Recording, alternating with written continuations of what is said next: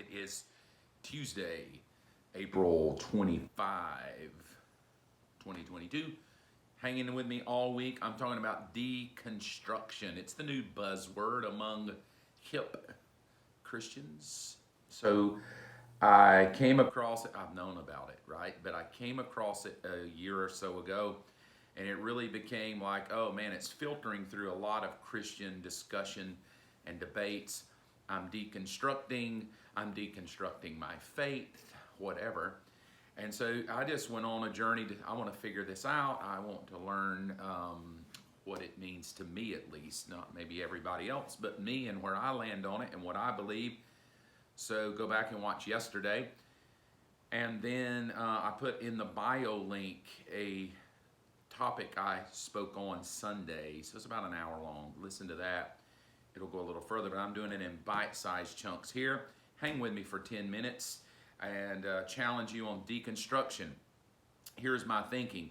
People, if you mean by deconstructing your faith, meaning you're tearing it all apart and you're gonna try to really discover, is Jesus who Jesus says he is? Because I really wanna know. We're going to Matthew 11 again today. Like, I really wanna know, is Jesus real or not? If that's what you mean by deconstructing, that's a pretty good thing. I mean, to be able to defend whether or not Jesus is real or not, and really dig into that. And then once you find out if he's real, that deconstruction, it means that you become more stable in who you know you are in Christ, then I think that's a good thing. But if by deconstruction you mean you're ticked off, mad that some preacher made you read a book to carry their Bible, mad because you went to a church where there was a green room and only the special people could get into it, mad because some Christian person hurt your feelings, mad because you were raised in a home where your daddy barked King James Bible orders to you, 10 commandments to you, your mother and dad fought all the time but claimed to be Christians.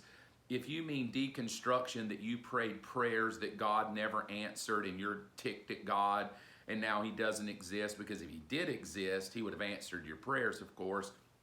If that's what you mean by deconstruction, we just need to admit that it's really not deconstruction. You're just looking for a reason not to serve God. So it's not like you're digging in to really know Jesus. You're trying to get out and justify your getting out. You're trying to get out and live any way you want to live and justify your behavior as deconstruction from religion, from preachers that have hurt you, from being somebody's armor bearer, for not getting the best parking spots, for whatever American Christianity's done to you. That, on the other hand, is the polar opposite of I want to dig in and discover who Jesus is, and I've got a bunch of religious things I've been taught that I don't know if they're real or not. So I want to dig in to find Jesus, versus I've got all these bad experiences with Christian people, and so I'm looking to justify my behavior for not living scriptural truths out and living any way I want while still saying, hey, I love God. I mean, I still got him in my hip pocket, so I must be okay because I still love God. I just don't go to church. I don't believe in that anymore. I love God, but, I really don't believe the Bible. I mean, no. I love God, but, I just don't do the Jesus thing anymore, but I love him. If that's what you mean by deconstruction, you just admit it. You want to live you.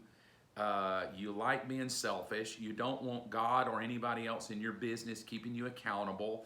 And you're just sick of American Christianity. Who isn't? I mean, if you really dig into it, there's a lot about it that's probably not even New Testament. But that's okay. We're human. So on the other hand, again, if you just want to say, man, I got to figure out this American Christianity versus the real New Testament Jesus, good. That's a good thing. Figure it out. Dig it out. That's what I want to do all week. Matthew 11, let's read it. Verse 1, when Jesus had finished giving these instructions to his 12 disciples, he went out to teach and preach in towns throughout the region.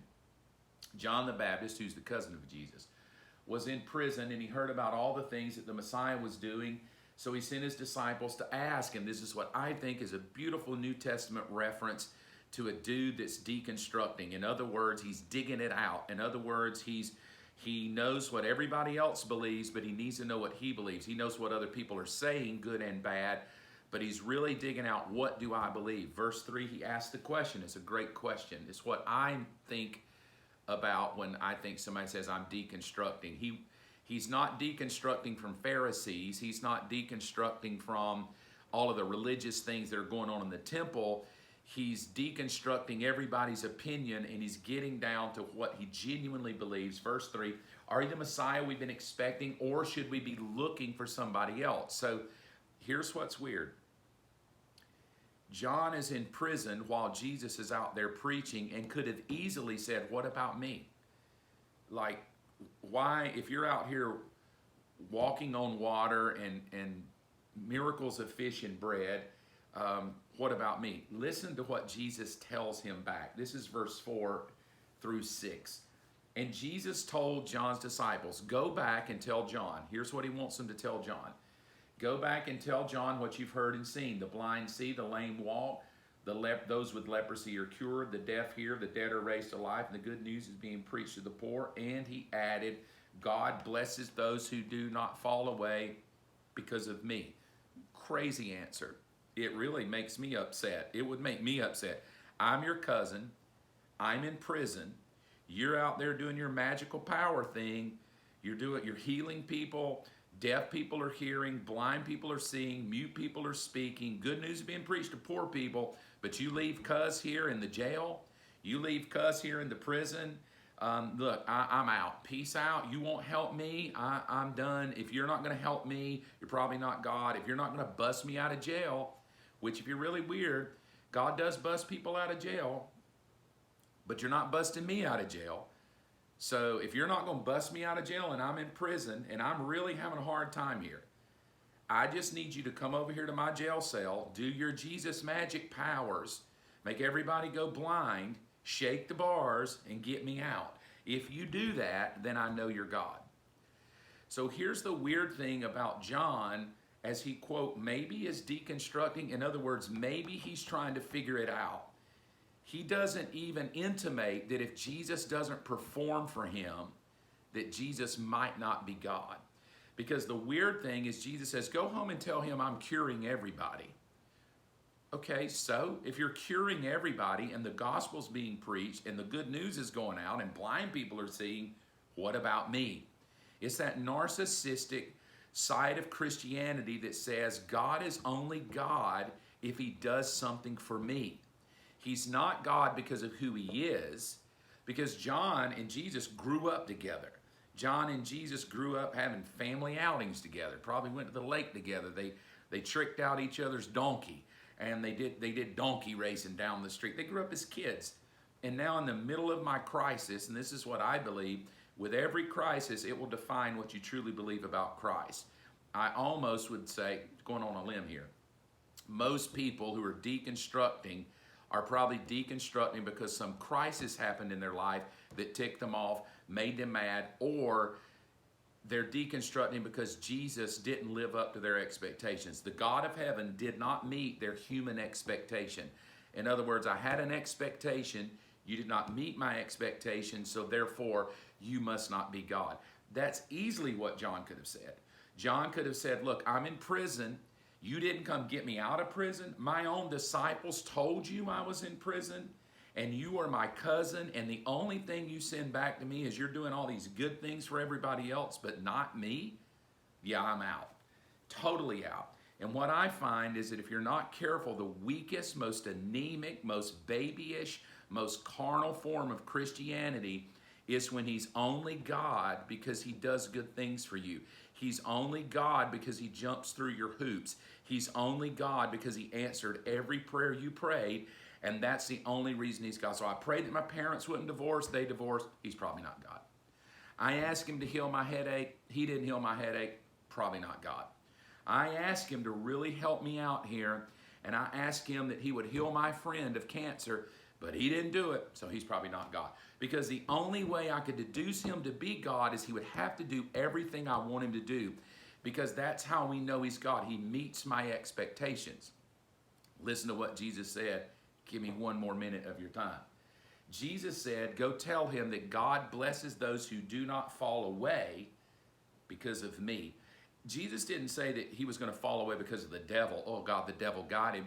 Jesus said, if you're not careful, you're going to fall away because of me. In other words, you're going to have expectations that you've placed on me that when I don't perform like you want me to perform, you're going to get out of the game.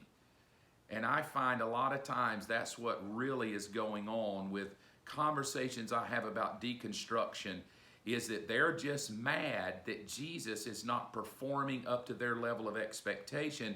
In other words, I'm the God. Jesus is my slave. Jesus needs to obey my prayers. Jesus needs to work for me. So pick up your shovel, Jesus, and come get to work helping me out. Is kind of the way it lends itself to believe that that's a lot of Christianity. Jesus better perform for me, and if he doesn't, he might not be God.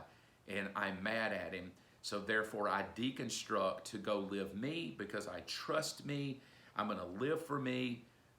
And I think that's the detriment of a Christian who deconstructs, not because he's trying to find out who Jesus really is, but they deconstruct because Jesus didn't live up to their expectations and now they trust themselves. Hang out with me tomorrow. We will dig it a little bit deeper. Have a good day.